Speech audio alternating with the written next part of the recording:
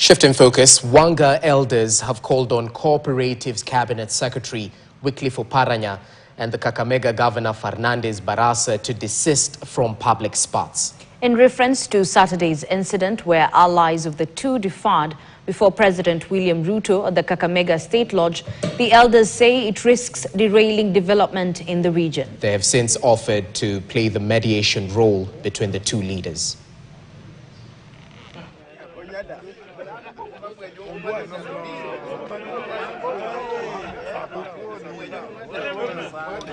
We say the existing stalemate is of no benefit to the Luhya community, whichever way you want to look at it. The rest of the region, we offer the old clarion call for unity. We have yet to see our political leaders share a platform in unity of purpose. You do not have to wait for the head of state to put you together. That is the end of our statement for now.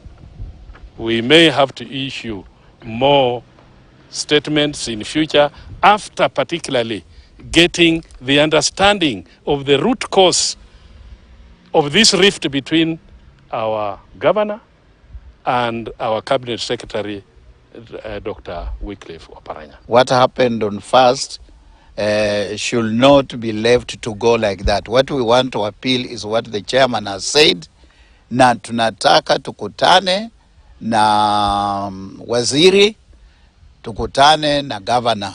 Na hiyo swali ambao mnauliza kama wanatumia wale ambao wanataka kiti ya governor wanatumia Oparanya, I don't think that is the right way.